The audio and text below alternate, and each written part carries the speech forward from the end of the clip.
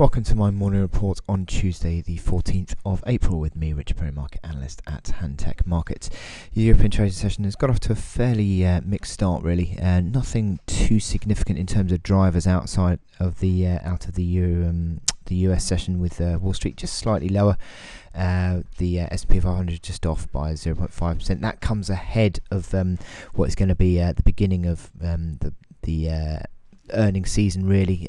JP Morgan and Wells Fargo, two big banks, are reporting today, and also Intel as well, so the market's a little bit cautious ahead of that, I think, and that sort of drifted into the Asian session. Not a great deal in terms of movement either there. I think Asian markets are probably now looking towards that crucial Chinese GDP data tomorrow, and certainly that very disappointing trade data that we saw on Monday could well have rather significant implications for GDP, but obviously that's tomorrow morning, and that could have a big impact on across risk appetite through the board really, but also on the for example the commodity currencies mainly being the impacted there. Now in terms of what we've seen early morning today, well, as I said, we've got a slight amount of dollar strength, not too significant in terms of the dollar index pulling higher. That's mainly because I think the euro and sterling are up. But the interesting point is the yen is beginning to strengthen, or has done in the past sort of 24 or so hours, and that's come on the back of comments by a excuse me, a Japanese official close to Shinzo Abe, who basically said that they felt that the yen was almost undervalued, and fair value would be around about 105 against the dollar. So that was interesting there, those comments, and perhaps he was also suggesting that the monetary stimulus was working. So perhaps that could mean that there's no real massive drive towards further quantitative easing, hence a slight strengthening of the yen. Now, what we've got to look out for today is the certainly for cable, this big numbers actually. You've got the UK inflation data, and that is due to come out at 9:30. And that is potentially going to contain data that shows the UK moving into deflation for the first time, I believe, and I don't use these figures accurately, but I believe for the first time in 50 years. So that is an interesting bit of data that comes out on 9:30. That could have an impact on cable, certainly weakening potentially sterling if it does come into deflation. The expectation is for 0%, so flat in terms of where it was last month, but if it comes in deflation territory, then that would be put downside pressure on sterling again.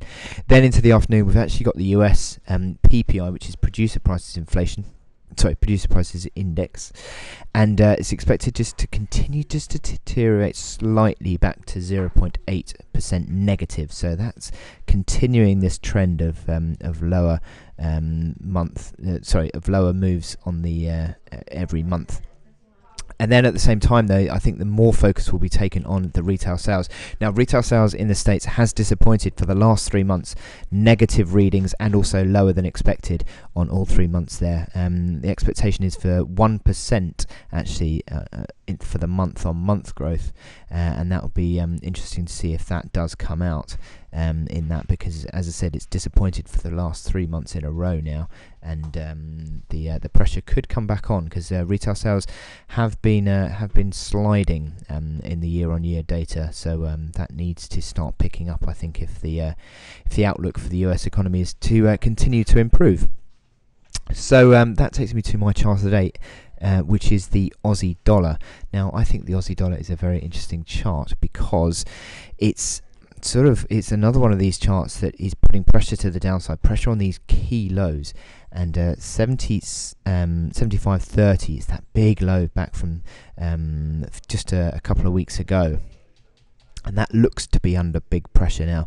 And it's interesting because if I just put that back to 5 years ago, oh no, actually got to go further back than that, sorry, is 2009, the sort of levels that we're back into now in terms of the Aussie. So a long time ago on that. Now, as I said, interesting because we're also seeing I've got zoomed out here a little bit on the hourly chart just to show you the big pivot level that comes in at 77.40. Just wanted to talk about that very briefly. Big pivot level at 77.40, bang on the other day, hit 77.40 and then came off. So the pressure is still negative. This is zoomed in slightly, and we've seen that the reaction high actually hit the resistance yesterday at the line at 76.20 before falling away, and certainly today the pressure is just growing once more to the downside. Look at this MACD. Having been in positive territory in that recovery period that we had couple of weeks ago, we're now back into negative territory and turning over, about to get a crossover, negative crossover. The RSI has fallen over under 60. Stochastics also accelerating lower, so it really is pushing for pressure on those lows. 77.50 and 77.30 are the two lows, but it certainly looks like further downside. And if it does break those two lows, then you're looking at levels not seen since 2009, and sort of looking back at the more 73, 74 area in terms of where you'd go to next. So there are some big targets to the downside still potentially on this Aussie, and it looks like any rallies are being sold into. Like the last 3 or 4 days, every time you get a rally, it's been sold into.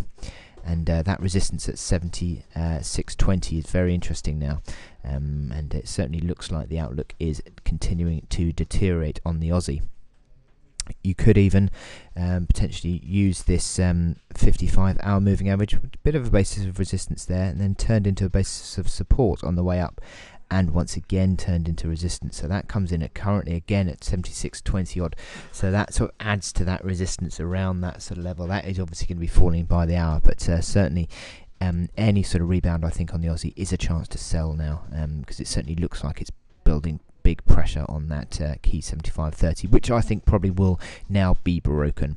Anyway, I wish you good luck in your trading on the Aussie, and I will speak to you later. Thank you.